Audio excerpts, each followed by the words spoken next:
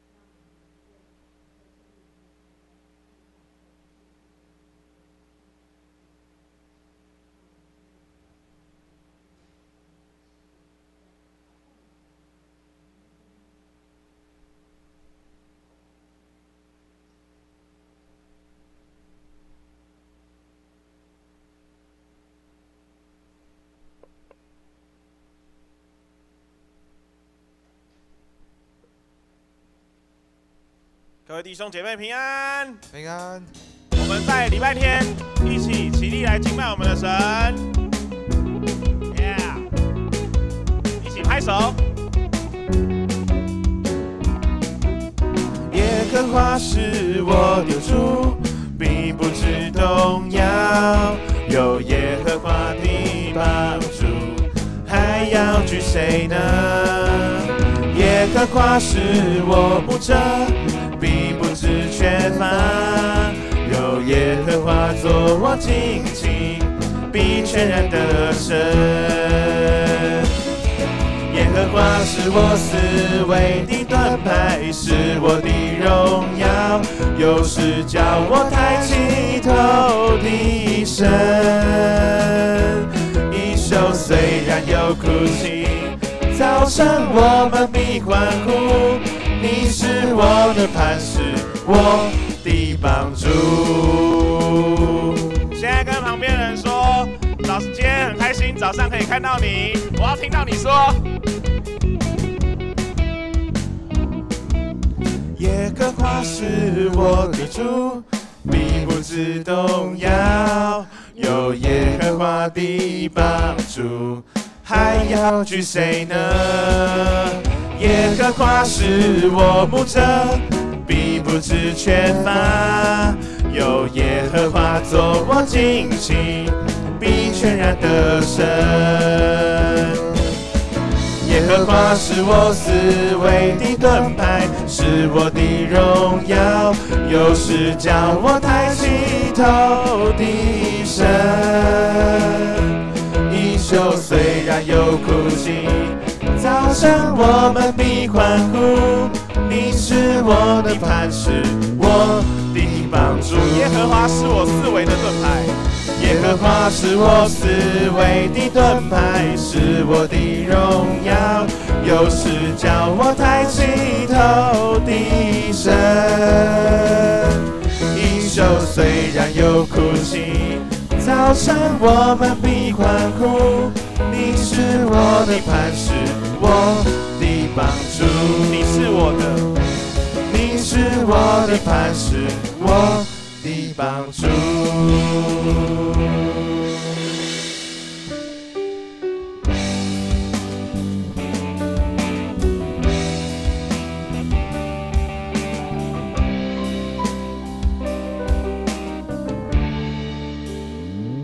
我的诗歌，我的拯救，你是我患难中随时的帮助。众山怎样围绕耶路撒冷，你必围绕我到永远。我的诗歌，我的拯救，你是我患难中随时的帮助。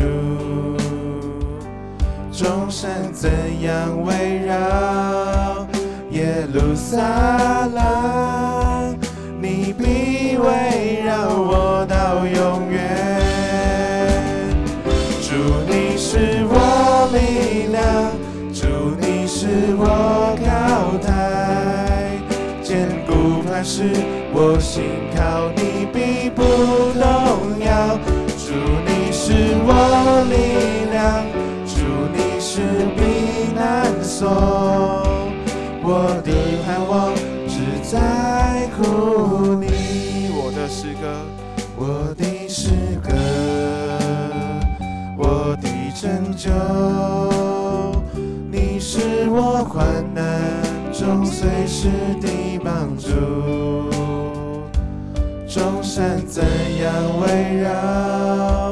耶路撒冷，你必围绕我到永远。主你是我力量，主你是我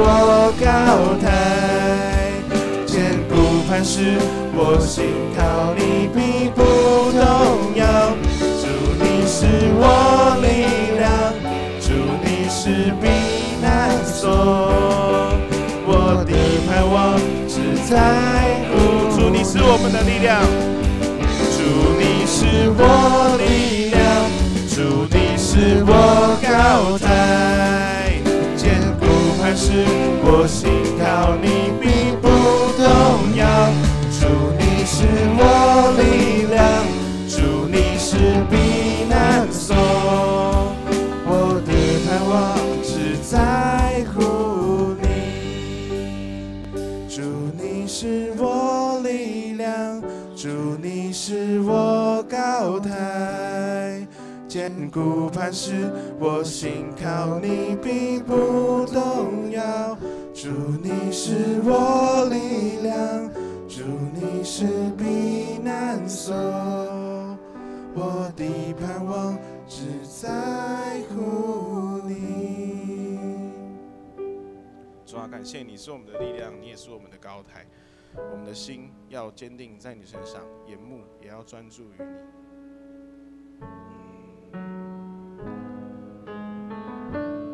患难中跟黑暗中，我们都是靠着你的爱来让我们重新得力。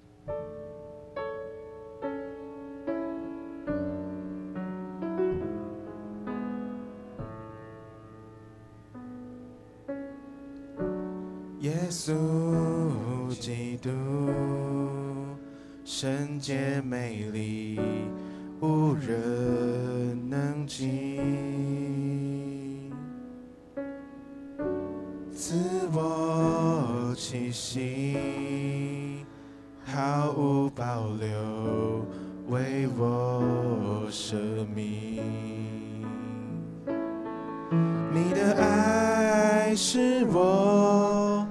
灵魂苏醒，患难中我能刚强站立，你的爱使我重新得力，黑暗中使我生命再次绚丽，我心坚定于你，眼目专注于你，风浪之中有你同行，不畏惧。我心坚定于你，我灵降服于你，在你怀中平静安稳，我必得安息。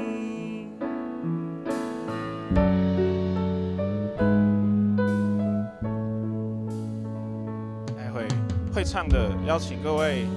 闭上眼一起唱，但也可以开口同声唱。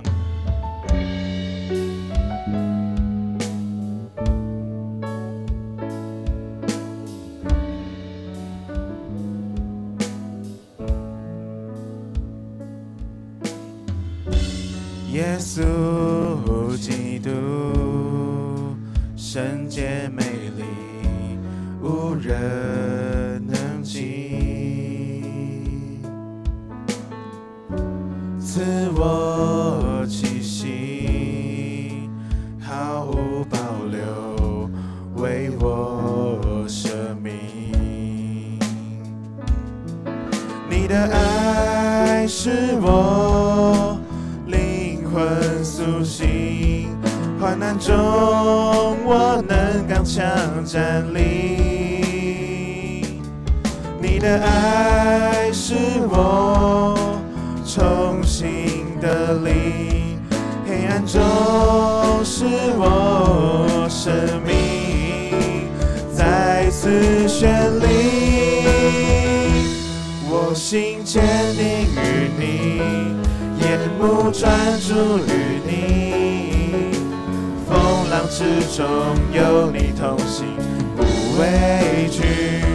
我心坚定于你，我灵降服于你，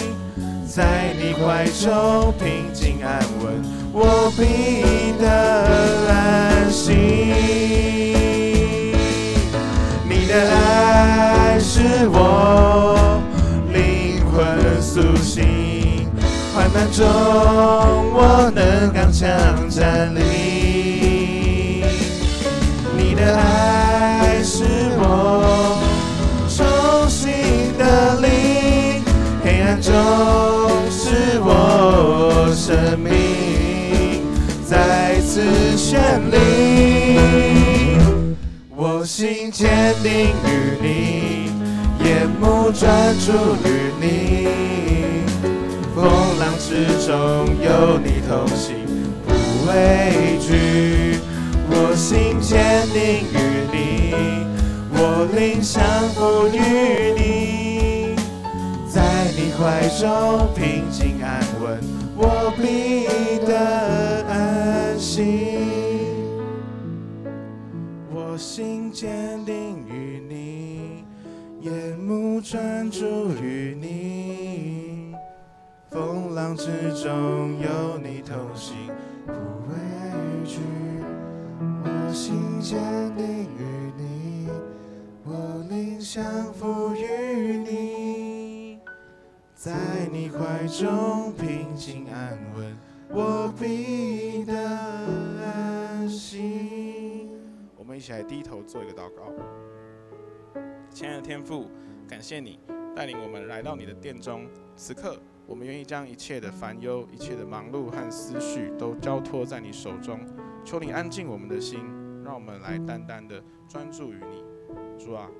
你的律法苏醒人心，道理洁净，全然公义。恳求你让我们的心如同敞开的田地，使我们在敬拜中得着更新，在祷告中与你亲近。我们如此祷告，奉主耶稣基督的名，阿们。我们依然站立，恭读新的诫命，请你要尽心、尽性、尽意爱主你的上帝，这是诫命中的第一，且是最大的。其次也相仿，就是要爱人如己。这2条诫命是律法和先知一切道理的总纲。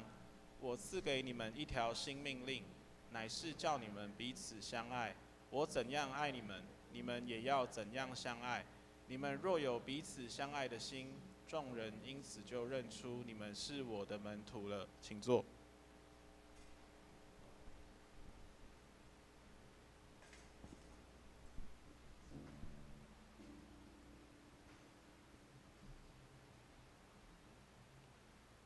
好，我这边进行报告。如果手边有周报的会友，也可以一起拿出来一起看。我这边先大概说明一下，就是那个肢体消息的部分。大家如果有身体病痛的部分，大家也可以为这些有病痛或是有身体不舒服的那个会友一起来祷告。那我现在教会消息报告，今天是台南神学院纪念主日。我们本堂牧师一节牧师去跟台北的信爱教会交换讲台，他很开心、很高兴吴牧师来到我们的教会来带来我们的信息分享。那这边今天台南神学院有一个影片，那我们先来看影片。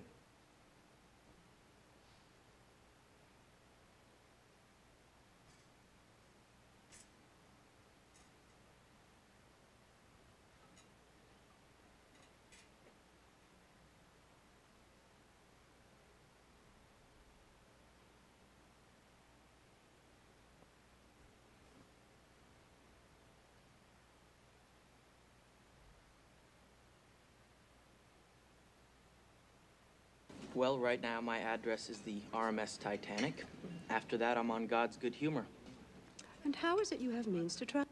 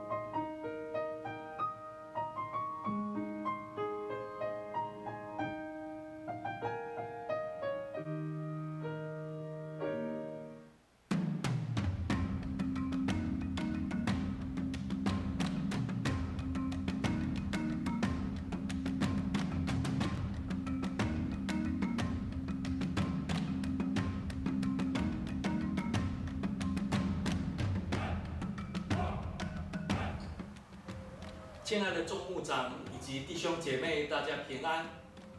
我们看过台南神学院的历史，从1869年设立到现在已经100多年的时间。这段时间很感谢上帝的带领，以及历任的院长，还有老师，还有众弟兄姐妹，为了这个学校的关心、代祷跟奉献。台南神学院立案之后，要面对很多公部门的要求，当然也有很多的功课要面对，也很多的挑战，我们要去应验。但是上帝的保守跟带领能够顺利走过很多的困难。我们再次恳求呼吁弟兄姐妹继续关心台南神学院，为神学院代祷跟奉献，也特别呼吁大家能够介绍优秀的青年来读神学院，来广传福音。谢谢大家。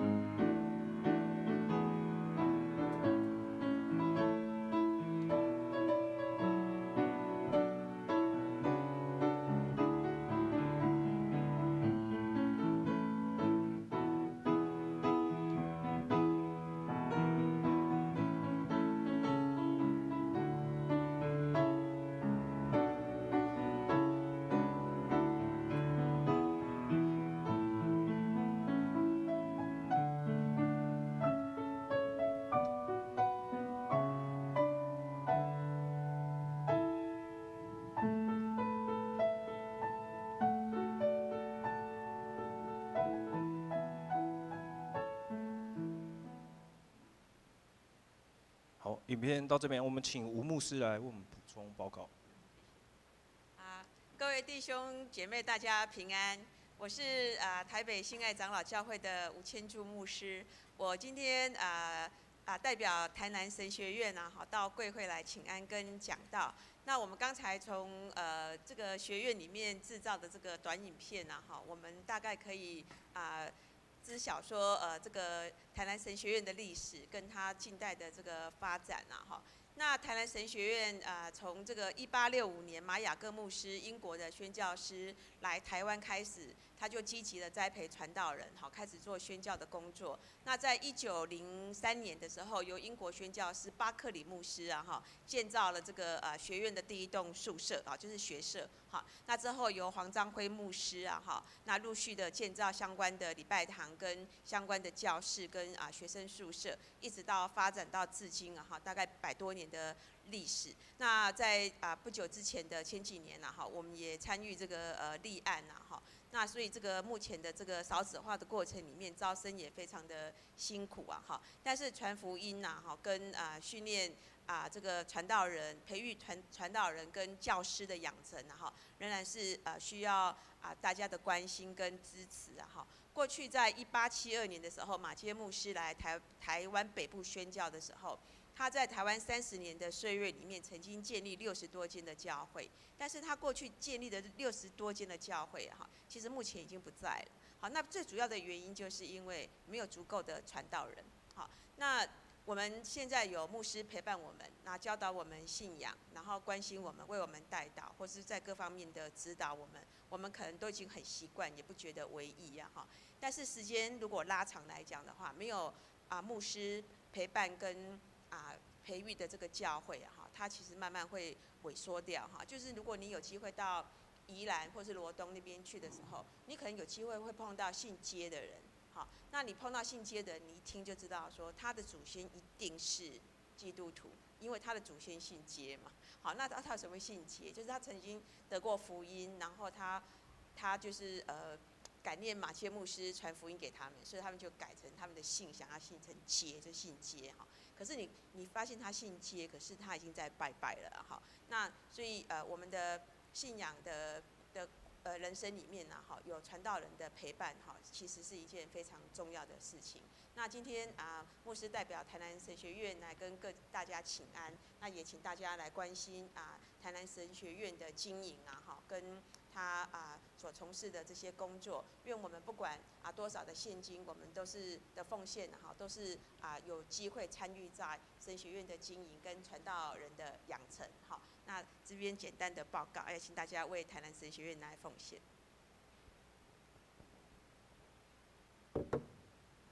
我这边继续报告下去，那大家有手边的周报可以一起看。第二点就是，如果有成绩单，然后符合教会的标准的，可以赶快在今天是最后一天，那把成绩单交给干事，或是给教育部长，或是给教育的同工，他会提交给英英姐。今天是最后一天哦，或是回家再记得传给英英姐。接下来下周一跟下周二，就是明天跟后天。我们2位牧师会带着主日学的校长跟2位老师去到新竹圣经书院去参加研习，所以如果要找牧师的，可以传赖或是透过英姐找牧师这样子。第4点是在4月6号会有联合追思的礼拜，如果有想要追思故人的家属，可以就是一个故人就2张照片。那因为我们礼拜会有分2堂。所以有华语礼拜跟台语礼拜，那如果想要在台语礼拜播放的，就请跟英姐特别注明说在哪一场礼拜。第5点就是说，各团契的会长就是麻烦在今天把我们的4到6月的服事安排给英姐，那好以利英姐去应。团契消息的部分，就请各位会友自己看。那报告到这边，那我们现在进行奉献。请服侍的同工。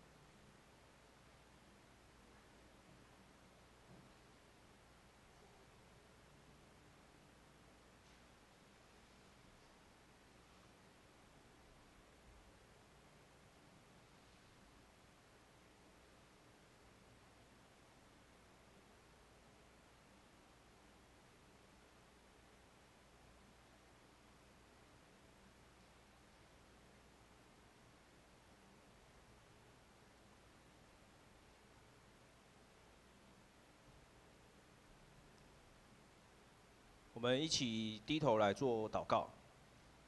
主啊，这个世代是一个充满挑战的世代，我们需要面对很多不同撒旦的诱惑。有时我们可能会迷失了自己，有时我们可能会迷惘。但主，我知道你永远都不会离开我们。谢谢主，你已经为我们开了这条道路。谢谢你派了这么多天使围绕在我们的身旁，主啊，这个世代需要很多很多为属灵征战的勇士，也求上帝看顾这些培养属灵勇士的地方，主啊，也求你祝福培养更多勇士，让我们在未来面对这个世代的挑战，能够都得到扶持，得到帮助。主啊，谢谢你总是这么爱我们，用你的灵，用你的恩膏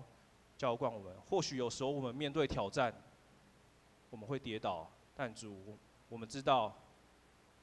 你给我们的挑战是我们都能够承受、都能够面对的。我们现在奉上一点金钱，作为主的圣工之用。我们也要用主教导我们主祷文一起祷告说：我们在天上的父，愿人都尊你的名为圣，愿你的国降临。愿你的旨意行在地上，如同行在天上。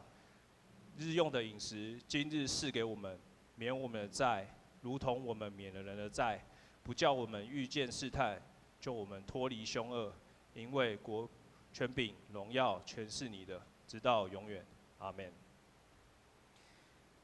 圣经今天的经文有2处，分别记载在《申命记》17章18到20节，跟诗篇的19篇。这里我来念，大家来听。他登了国位，就要将祭司利未人面前的这律法书为自己抄录一本，存在他那里，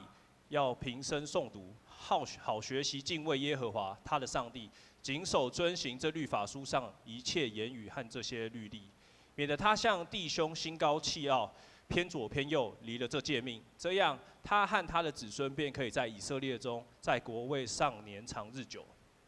第二处经节记在诗篇19篇，诸天叙说上帝的荣耀，穹苍传扬他的手段。这日到那日发出言语，这夜到那夜传出之事，无言无语，也无声音可听。他的亮带通遍天下，他的言语传到地极。上帝其间为太阳安设帐幕，太阳如同新郎出洞房，又如勇士欢然奔路。他从天这边出来，绕到天那边，没有一物被隐藏，不得他的热气。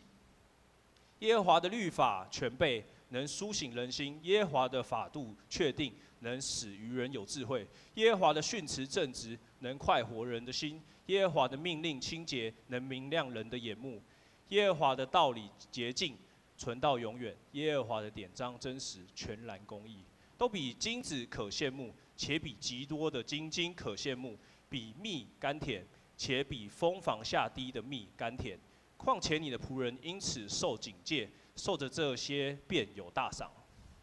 谁能知道自己的错失呢？愿你赦免我隐而未现的过错，求你拦阻仆人不犯任意妄为的罪，不容这罪辖制我，我便完全免犯大罪。耶和华我的磐石啊，我的救主啊，愿我口中说出的言语，心里的意念，在你面前蒙悦纳。圣经经节念在这边，那我们现在把时间交给吴牧师。今天讲到的题目是新的力量。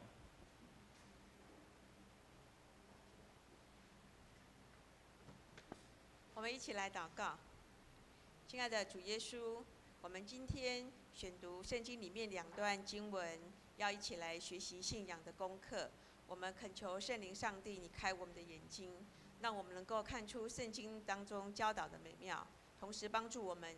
有听有去实践，成为我们人生的祝福。这样祷告，奉你的名求，阿们。各位弟兄姐妹，大家平安。我是那个台北新爱长老教会啊。那我的教会是在万华哈。那过去啊哈，我在寻找教会的历史的过程当中啊哈，其实遇到很多的困难，因为我们那个地方啊哈，早期那个地方是一个贫民区，所以其实那边的信徒啊哈，他们的受经跟受教育的经验都不多哈，所以他们留下来的一些教会的历史都是很片段的，好，那可能就是100个字，不到100个字就把教会的历史就讲完了，然后人时时地物哈都不清不楚啊哈。那30年前牧师神学院毕业之后，受派到台北新爱长老教会牧会的时候，我开始在整理这些历史的时候，我想说，一个教会啊哈，或是一个人啊哈，如果你没有历史感，或是对你的历史都不知道的话哈，那你就不知道你的身份，你也不知道你的使命是什么哈，那你可能也没有办法从过去的历史跟经过你的成功跟失败里面，怎么样去建设或是引领你自己的这个未来。所以我开始在寻找教会的历史的过程当中啊，哈，那经过非常多年，有一天有人告诉我说，有一个姐妹好像曾经在建成长老教会聚会过，那她应该会知道过去新爱教会的一些历史啊，哈。那有一天我碰到我们文和长老的时候，我跟她请教说，你都不认识这个姐妹啊？她说她不认识这个人，但是她说我曾经在小会的记录簿当中啊，哈，好像有看到说你们新爱教会好像是我们的子会啊，哈。那我觉得这个消息令我非常的震惊啊，哈，因为我们很多的历史都是透过长辈的口述，可是他们有一些文献可以去支持说，这段历史到底是真实的，还是只是他感觉的哈。那后来我就拜托文和长老说，你可不可以帮我查查看我们建成教会啊，哈，那这些历代来的这些记录里面有没有这一段啊，哈。那也很谢谢文和长老，他不嫌费事哈，他真的去把这么多年来哈，数十年来的这些小会记录啊哈，去翻找，结果我真的找到这一段哈。那个部分那本小会记录哈，好像还泡到水哈，因为早期没有圆珠笔早期要写东西好像是一种钢笔头，然后要沾那一种钢笔水，然后去写的嘛哈。那它沾到水之后，下面其实有一些晕开哈。不过 anyway 就是上面那些部分哈，还有一些晕开东西地方，我们还是认真的去猜哈。除了几个字没有被呈现之外哈，其他大概都看得清楚。那我们自己就给他抄写一遍了哈。那抄写的过程当中，其实心中有很多的感动哈。就是说，我们建成教会的那时候的任职的是黄六点牧师哈。那当中还有很多有可能是你们当中的阿公啊哈，这些长老跟执事们哈。那我在抄写这些文献的过程，这个记录重抄的时候啊，内心有很深的感动啊。说这些信仰前辈啊哈，他们真的有很美好的信仰，好，那也有很好的信德，就是信仰的品德啊哈。那我看到我们教会的历史哈，只有比我们多7年而已啊哈。那一个刚成立7年的教会啊，其实还在学习要怎么样稳健当中啊哈，却肯愿意捐钱买地，然后新建教堂，在万华这个地方，然后都是庙宇很多的地方，在那边来传福音啊哈。那我对我们的长辈啊哈，非常的敬佩哈，非常的敬佩。后来我把这些历史做一些整理之后啊哈，把它变成简报档或影片档，在我自己教会每一年的社教纪念日的时候啊，都会把它播出来哈。那一方面是感谢这些信仰的前辈留下这么美好的典范哈。那一方面也献上感谢哈，就是说上帝的恩典哈，真的是超过人所求所想的。所以我们的信仰人生当中啊哈，不是我们有剩我们才分享，可是我们有，我们就可以分享。就像台南神学院也是一样，长老教会有很多的机构跟学校哈，都不是大家有的时候啊哈，有剩的时候我们才去分享。只要我们能够有，我们就可以分享，而且那个效果都会超过我们的想象啊。好，那牧师再多讲一个见证哈，你知道我们中部有一间教会哦，也是我们长老教会很资深的教会，叫彰化长老教会啊。你知道这个教会的开始是他们要盖礼拜堂没有钱那会友都是农夫啊，然后其实没有很多的经费可以盖礼拜堂。那他们那些房子啊，都已经是超了啊，就是已经慢慢要倒下来。那怎么办呢？没有钱怎么办？可是大家也觉得应该要盖一个礼拜堂。然后后来是他们这些信徒，他们是农夫嘛，哈，所以他们就想到一个方法说，那我们来养猪好了，把猪从小猪养成大猪的时候去卖，就有钱可以来盖礼拜堂啊，哈。果然他们就去认领说，我要养几只小猪，因为他们本来就有在养猪嘛，只是多养1只或2只就对了哈。那他们就把猪养大，然后就把猪养大之后拿去卖，然后收这些钱就拿来盖礼拜堂。彰化教会是这样盖起来的，所以我们常常讲说神机骑士啊，哈，我觉得神机骑士其实就在我们的生活当中，其实是很平常的。可是我们很多人都认为说神机骑士好像就是要轰轰烈烈，或是一定要有什么奇妙的事情发生啊哈。其实只要我们有肯分享的时候啊哈，神机骑士就是跟着我们哈。那过去在使徒行传当中啊哈，也有很多的神迹啊哈，可是他们也不是都是等到有或者在期待当中才发生，他们就是在进行当中，在实践他们的信仰当中哈，神机骑士就跟着他们了哈。那我们建成教会有很多很棒的信仰前辈，好，那在圣经里面也有很多的信仰前辈，他们的事迹啊，哈，都是让我们可以学习的，也是我们的典范，甚至也是我们的反省，哈，然后来帮助我们怎样建立我们美好的信仰品德跟信仰生命啊，哈。那今天牧师选读了2篇的经文啊，哈，那其中有一篇是诗篇19篇啊，哈。诗篇19篇一共有14节的经文，这14节的经文在长老教会的那个的历史当中啊，哈，或是基督徒的历史当中啊，哈，这诗篇第19篇这14节的经文啊，几乎是基督徒都是耳熟能详的，而且几乎每一节都可以成为金句啊，哈。那我们在我们的长老教会的起因文当中啊，哈，就圣诗第5篇啊，哈，就是用这段经文当我们的做礼拜仪礼的起应，哈，诗礼来起，那我们来应嘛，哈。那甚至今天早上第一堂的那个吟唱的圣诗，我们旧圣诗第5首，这首诗歌哈的歌词也是第19篇的歌词啊哈。那也就是信徒他在读这段经文的时候，让他非常的感动。那他是一个音乐家，那很自然他就有灵感，就把它铺成一个曲，好，那就收集在我们长老教会的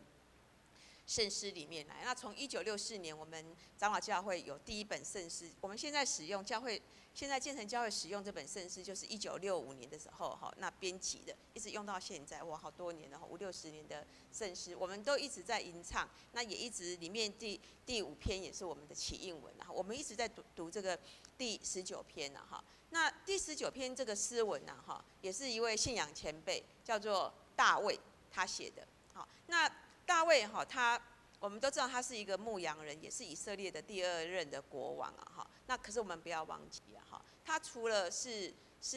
国王，而且他有军事的长才，因为他不是打倒那个非利士人歌利亚嘛哈。那他还是一位很棒的音乐家，他会弹竖琴呐哈。那他也是一个很棒的诗人。那我们圣经里面有150篇的诗篇，其中有73篇是大卫写的，好，几乎占了一半了哈。那圣经学者呢，去分裂，就去分类啊哈，这个大卫哈写的这73篇的诗文当中啊哈，跟他的人生的进程的每一个阶段啊，其实是相关的。意思就是说，当大卫当国王的时候，他可能有写几篇诗文在这里。好，当大卫在逃避那个扫罗王的追杀的时候，他那种不准的心情，好，或是很难受的心情。好，他也写成一个诗文，好，也收集在我们的诗篇里面。那还有就是说，当他在那个成为一个国王的时候，好，那他感受到上帝跟他同在的过程当中，他的喜乐，好，他也写在这73篇的诗文当中啊哈。那圣经学者去做分类的过程当中啊哈，那就把诗篇第19篇，就是我们今天阅读的这一篇哈，把它一个名称叫做哈，就是君王登基的诗篇。好，为什么叫做君王登基的诗篇？因为牧师还有选读一段经文是在生命记嘛。那你们刚刚智慧带我们读这个生命记的时候啊，哈，这个生命记更早于大卫的时代哈，就大概在摩西那个时代哈，摩西五经那个时代。那他有提到就是说，要当王的人啊哈，必须要怎么样？在他登基的时候呢，他必须要自己亲自啊哈，手抄律法书。好，那所谓的律法书叫妥拉，好，就是我们圣经的前5本嘛，创、出、利、民、申，好，你要手抄一本，而且呢，你在抄的时候要怎样？必须要在祭司的监看下面，哈，抄写这个律法书啊，哈。那圣经学者他们的判断就是说，这个诗篇第19篇呢，哈，应该是在那个大卫哈登基之后哈，他有感而发写的一个诗文。好，那他为什么有感而发写这个诗文？好，那从诗文的分析跟判断当中，哈，那可以看见就是说，大卫他登基的时候，在手抄这个律法书的时候啊，哈，他感受到说，上帝的话哈，真的是很甘甜，而且上帝的话真的是会让怎么样，让那个哈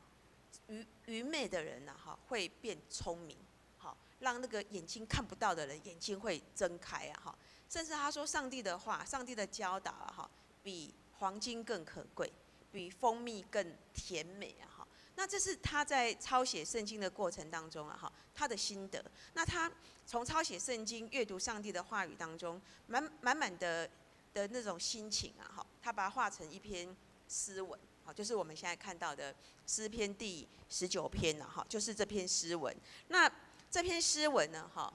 大概上可以分成2个部分。其中一个部分哈提到上帝的创造，第2个部分呢哈提到上帝的律法，因为他就是要表达他阅读上帝的律法的那种澎湃的心情嘛哈。那他要带出这种心情之前呢哈，他先叙述上帝创造的荣美啊哈。那我们看见他前面的第1节到第4节，在叙述上帝的荣美哈，提到说诸天述说上帝的荣耀，穹苍传扬他的手段，从这日到那日发出言语，从这夜到那夜传出知识哈。他在形容这些大自然的景象，形容太阳如同新郎出洞房，好，如勇士欢然奔路啊哈。那我们在阅读的时候，只是觉得说，他写的很雄壮威武，写的很棒啊哈。但是牧师哈年轻的时候读是这种感觉，可是等我比较年长，比较有人生经验的时候啊，我在读的时候，我就会问一个问题说，他怎么可以形容的那么棒啊？好，他怎么可以形容的那么的活灵活现啊？好。那我们解释学在讲，就是说你问题问对，答案就出来。好，当我会这样问的时候，我就会去找答案嘛。好，那果然我自己慢慢思考之后说，为什么大卫可以把这个上帝的创造跟这个大自然啊，形容的那么的精致，然后那么的好像就是真的是透过这个文字可以让我们看见画面哈。原来我们知道说大卫啊哈，他的出身是一个牧羊人。是一个牧羊人。那我们知道牧羊人啊，他们在牧羊的这个生活当中啊，不像我们上班的人啊，这8点出门啊，5点我们就下班回来。他们到旷野去牧羊，一出去有时候是3个月、半年，甚至1年，他们都在旷野生活。哈，那白天也在旷野，晚上也在旷野，所以他跟羊啊，都休息在旷野。所以那个太阳要出来的时候啊，从黑夜到天亮的时候啊，他都是第一眼看见的，所以他可以把太阳出生的时候形容的那么棒。好，那他在夜晚的时候睡在旷野，在没有光害的地方啊，看见这个星光，看这个月光，然后很清晰的这个夜晚，对他来讲啊，是那么的透彻，是那么的透彻，所以他能够用文字啊，把这个他看见的这个大自然，把它形容的这么好。那除了他在这篇诗文当中，除了写得好之外，应该是讲说，他在这个就牧羊的这个的生活当中啊，他看这个大自然的变化当中，他看见什么？他遇见上帝，他看见这位上帝的创造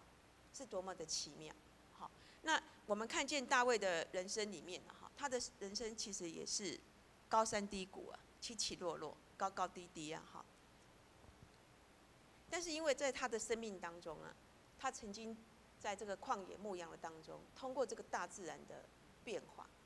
他经验到这一个奇妙的上帝。如果没有这样的一个奇妙的上帝，看不见这样的大自然的景观。那大卫的对上帝的信仰，也是在他牧羊的过程当中啊，慢慢的奠定了他的信仰基础，跟对上帝的信靠，跟顺服啊，跟顺服。所以呢，我们在读这一篇诗篇的过程当中啊，我们也可以看见，就是说大卫在诗文当中，在叙述这些大自然的过程当中，我们也可以慢慢的从这些文字当中，跟去体会这个大自然的情况当中啊，你应该也可以 touch 到这个作者的心呢。好，我觉得大卫这个心呐，心理啊，的那个素质是很棒的。好，为什么是很棒的？你看他从这个大自然的过程当中去经验到这一位上帝。好，那在这个很自然的这个对上帝的敬畏跟敬虔当中啊，他慢慢的去培育出一个很棒的一个心理的素质，而且是很强大的。好，什么样的强大呢？你看他在对付那个非利士人那个歌利亚的时候啊，他比人家小，那人家有剑呢，他没有，他只有一个甩石子的这个机旋而已啊。那但是他面对这个大巨人的时候，他对那个大巨人讲，就是说他说你啊，是带枪，带枪，带刀，来跟我打仗，但是呢，我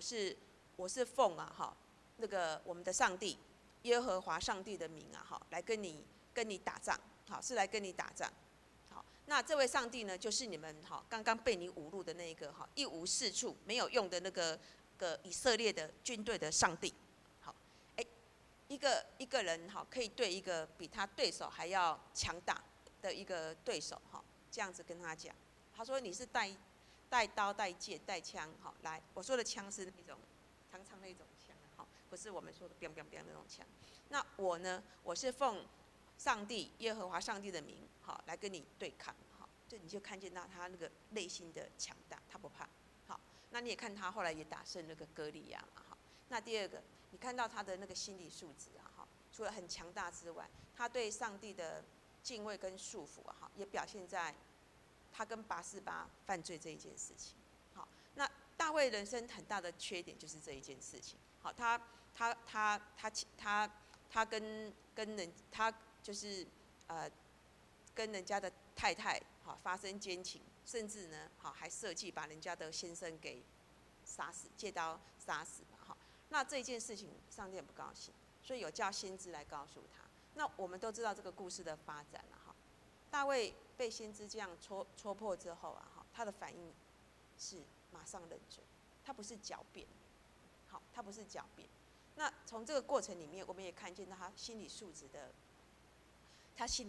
就是他对上帝的敬畏跟对上帝的顺服啊，哈，是很真实的。难怪在使徒行传里面啊，哈，这些使徒在讲大卫的事情的时候啊，哈，他们称大卫是最合上帝心意的人，好，最合上帝心意的人啊，哈。各位弟兄姐妹好，牧师通过这篇诗文啊，哈，要带大家一起探讨跟学习一个很重要的东西，就是我们除了看这个诗文啊，哈，我们可能也要学习，就是去探讨那个大卫啊，哈，他这个心理素质的强大哈是怎么养成的？好，那第一个他在形容这一个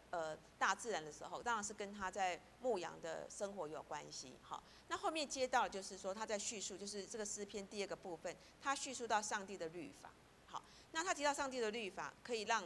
笨的人变聪明，可以让眼睛看不见的人变光明啊，好，然后上帝的话可以给人家很多的指引啊，好，那他这种心得是从什么地方来？好，那圣经学家是说啊，他在抄写的时候啊，他不是只是这样抄而已啊，他抄的时候还是有用心在想啊。那这个上帝的这个律法的这个教导啊，哈，打动他的心，好，所以让他也能够写下第二部分对上帝律法的一个评语跟感受，那就是诗篇第19篇的后半段，他在形容这些东西啊，哈。所以各位弟兄姐妹，牧师要讲的就是说，我们在读经文的时候，除了看白纸黑字的东西啊，哈。我觉得更重要的哈是字里行间空白的地方，这个东西需要圣灵带领我们，好，也是我们信仰培育当中很重要的部分。好，那你看这个诗篇19篇，如果你只是看它的白纸黑字哈，很可惜。虽然白纸黑字的这个诗文还是很棒，好，但是更重要的你要看出说是什么样的一个心情，什么样的一个心理，可以让诗人写出这样的诗篇。好，而且这个诗篇可以触动那么多人的心弦，让人家愿意为他写那么多的铺那么多的曲。好，刚才牧师有提到说，圣诗第五首是一个音乐家因为感动这个诗文嘛，被这个诗文感动铺曲。事实上，在我们的新圣诗里面哈，大概还有6、7首，也是因为阅读了诗篇第19篇很感动，然后铺曲，那也被长老教会收集在我们的新圣诗里面了哈。那可见这个诗文哈是历代以来都感动很多基督徒的心啊哈。那他为什么会感动我们？那就要看这个作者他是用什么样的心理啊哈写下这样令人感动的诗文。所以牧师今天要跟大家讨论的就是跟大家分享的就是说，大卫啊哈，他从在牧羊的生活大自然，跟后来当国王的时候抄写圣经的当中哈，他被上帝的话深深的感动。那他要怎样去表达他对去表达他对上帝话语的这个律法的感动啊哈，所以他第一个想到就是上帝的伟大，他通过大自然里面去经验到他的上帝，也是他信仰养成过程当中啊哈，他亲自去遇见神的这个经验。那这个经验在带动他在阅读上帝的律法的时候，他更感受到这些律法每一句每一章节都是对他带来人生很大的这个的帮助。那在这个养成的过程当中啊，哈，你看他的心理素质，他内心就不断的强大。那他内心强大，他面对困难跟挑战的时候啊，哈，你看他不会害怕，不恐惧，他不恐惧。他面对犯罪的时候啊，哈，他不逃避，好，他不逃避。所以各位弟兄姐妹，我们要想一件事情啊，我们如果被人家讲说哈，你心脏衰竭，心中不来了，好，那心脏衰竭、心脏没有力量的人，他的表现是怎么样？他的表现就是走路嘛不来，走路也走不动，没有力气，然后做什么东西也没有力气啊！哈，同样的，你的内心如果是害怕的、软弱的，好，或是你你的内心不够强壮哈，你面对人生很多的挑战哈，你表现出来的也会像心中波拉赶快，就是没有力气了，好，就是没有力气。那我们今天呢，哈，要从这段诗文当中啊，哈，去学习一个很重要的信仰功课，叫做心的力量啊，哈。那我要论述后面的信仰功课的之前呢，哈，我先讲一个我看一个电视的一个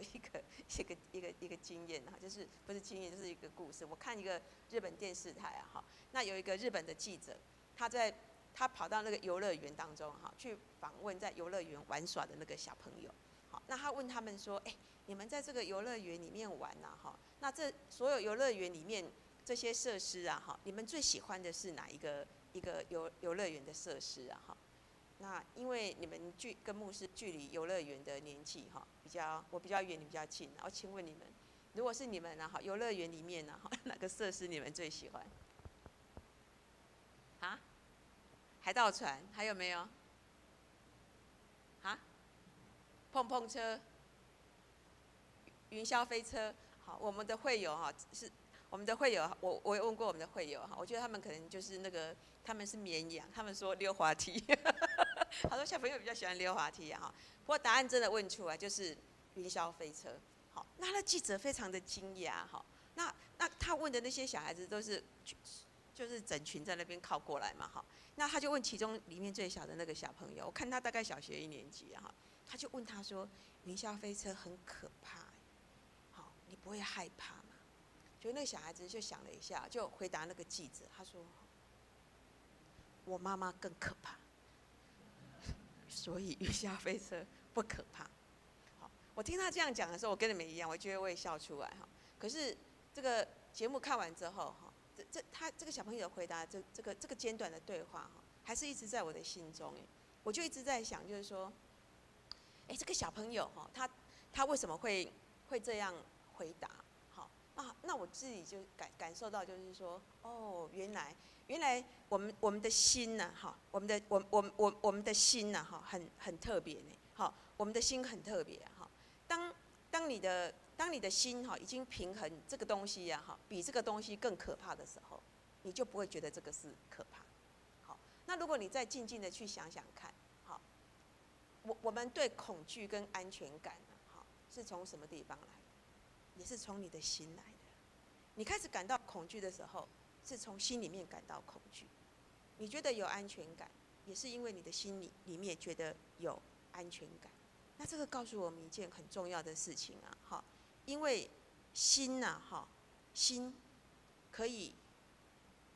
决定我们现在是恐惧还是有安全感。心也会带领我们来诠释世界，诠释我们的人生。所以，保守你的心很重要。圣经里面很多地方告诉我们有关心的事情。好，那最有名的就是箴言里面讲说，你要保守你的心，胜过保守一切。好，那我们再回到大卫这个部分哈，你看大卫在旷野里面，他养成的这个心理素质，他一个人在旷野里面，旷野不是只有绵羊，还有野兽他有时候保护绵羊的时候啊，他也要挺身而出啊，好，他必须跟野兽对抗。那在这样的历练当中啊，他不仅锻炼了很棒的技能，他也训练他内心的这个强大。好，所以我们看见就是说，真正会影响到我们人生对事件的是恐惧，还是有安全感啊？哈，其实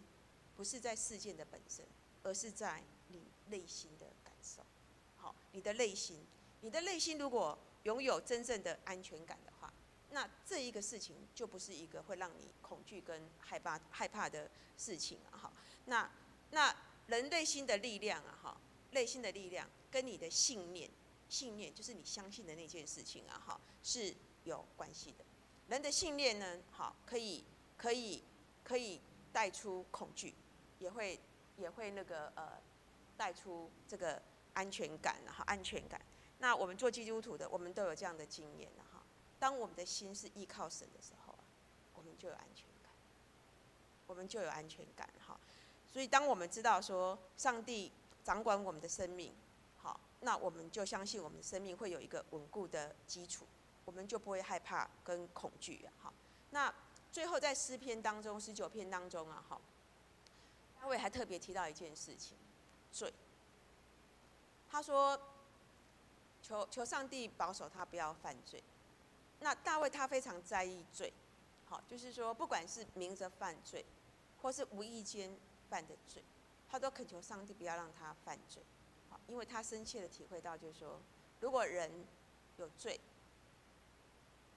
你就会失去安全感。你看，大卫在认罪很阿萨里，因为他知道说，我有认罪，在上帝的面前才有真正的安全感。那如果罪一直在我们的心中的话，我们就一直活在恐惧当中。好，所以就是说，有时候我们就认错，好，认错，好，如果你不认错，你就变把柄在人家的手中，那你就常常会在恐惧当中，类似是这样子。所以我们看诗篇19篇的最后的时候，大卫提到罪，好，他提到罪会让人家失去安全感，所以他一直恳求上帝要保守他，好，让他不会犯罪啊，哈。那我们从诗篇19篇的这个诗文里面啊，好，除了从白纸黑字里面看到他对上帝的赞美，跟对律法的诚心悦服之外，我们也看见大卫的心理。好，我们也从这个诗篇19篇学习到一个很重要的信仰的功课，叫做心的力量。心的力量来自信念。好，那如果你的心愿意对准上帝的时候啊，你的心愿意对准上帝的时候，你就有安全感。好，那所以为什么我们要读圣经？为什么我们要勤劳的参加聚会？因为读圣经跟参加做礼拜都是我们校正回归的机会。好，因为外面的世界啊，好，其实纷纷扰扰，众说纷纭。好，那假消息也很多。那现在网络的世界，好，你说啊，我也不用来做礼拜啊，我看电视就好。我们大家都知道说，韩国的教会啊，哈，是比例很高，他们大概有10%好的基督徒。但是，如果你们有深入的去理解一下，其实韩国的教会有一半啊，哈，几乎都是异端的，讲的不正确，像统一教什么教那些啊，哈，他们说他们是基督教嘛，那你可能会问牧师说，什么叫做异端？异端很简单啊，就是他说他是基督教，但是正统的教会说你不是，那个就叫异端。好，那这种解释不对的解释圣经，好，或是迎合社会的需要去讲圣经的真理，哈，这个都是不正确的。好，这是不正确的，也会让人家失去平安。所以我常常跟年轻朋友讲说，如果你要找教会，或是说你不想信仰基督教，你要去找某一个宗教的时候，我就是给2个指引，一个就是那你要找那种历史悠久的，好，第二个他要有一个传承很久很久有历史的经典，好，那新兴宗教都是比较危险的，但是因为我们本来就在长老教会嘛，长老教会本来就是从16世纪改革以来就是一个很有历史的一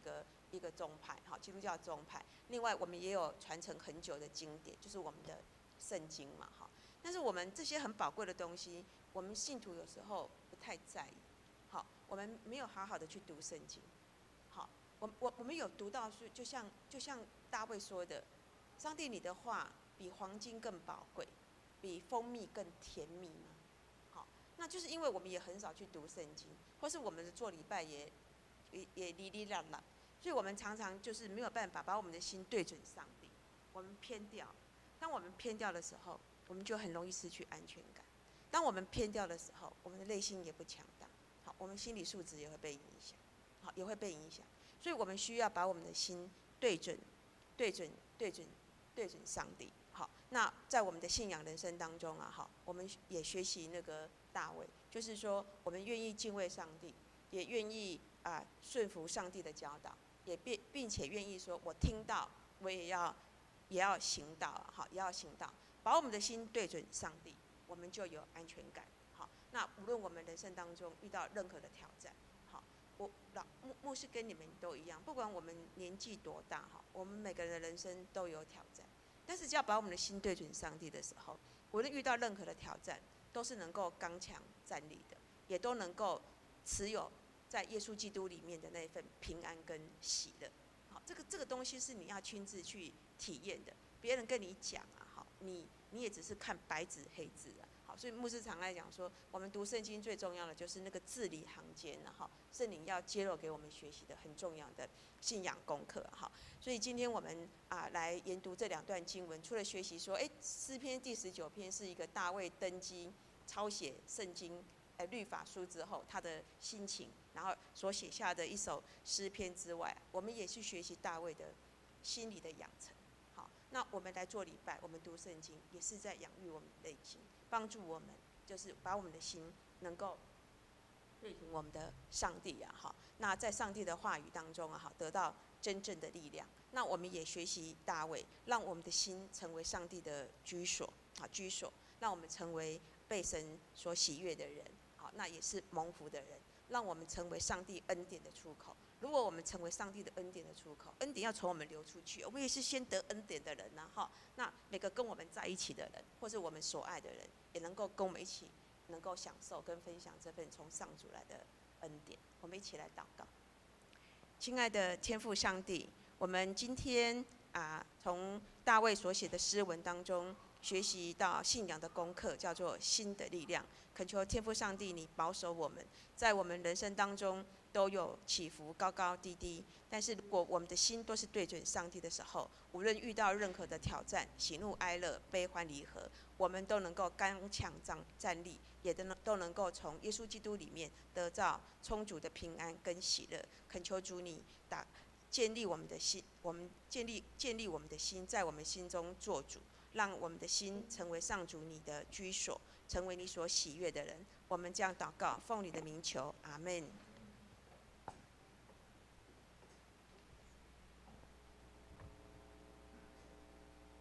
那我们一起起立来唱回应诗。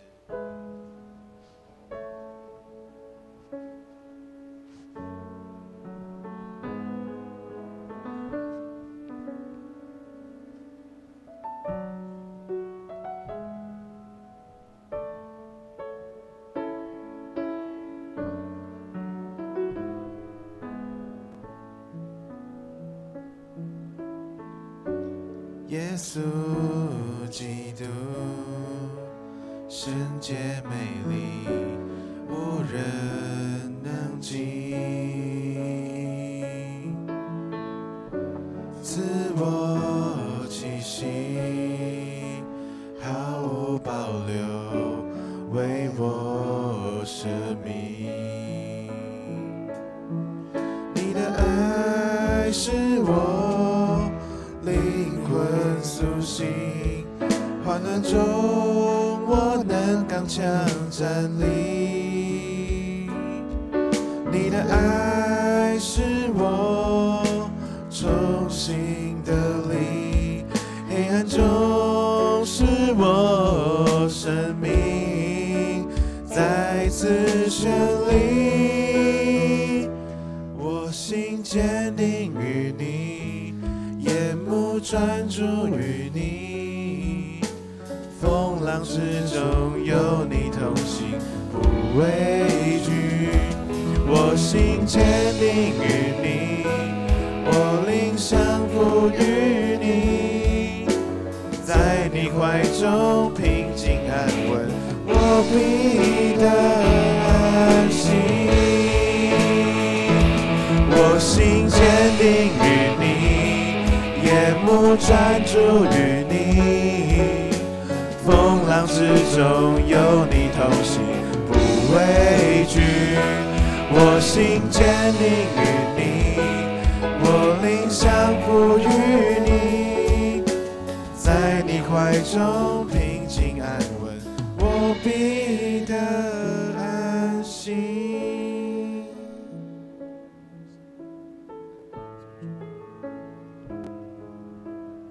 我们一起领受上帝的祝福，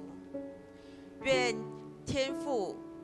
愿圣子、圣灵的恩典、怜悯与慈爱与各位同在，从今时直到永远。阿们。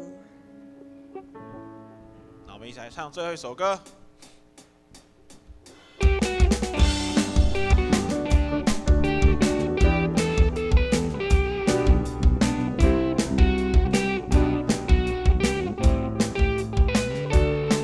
哦，主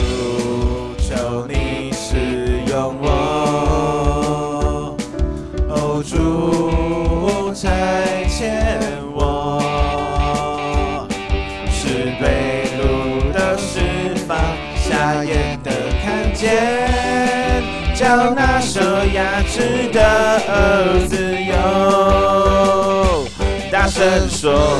大步走，带着主所赐的力量，勇敢地面对每天的不一样。每天走回家，有主同行，我不害怕，我要去传扬，每天都说，哦哈利路亚，哦哦哦哦哦哦哦哦哦哦哦。哦哦哦哦哦哦，哦哦哦哦哦，哦哦哦哦哦哦，哦哦哦哦哦哦，哦哦哦哦哦哦，哦哦哦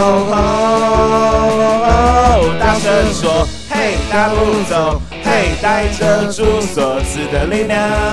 勇敢地面对每天的不一样。每天嘿走回家，嘿有主同行，我不害怕，我要去传扬，每天都说，哦哈利路亚，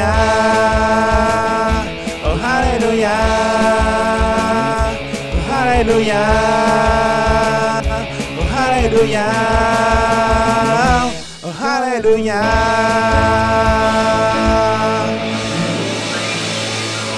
2堂礼拜到此结束，楼下有爱餐，大家互相交谊，请安。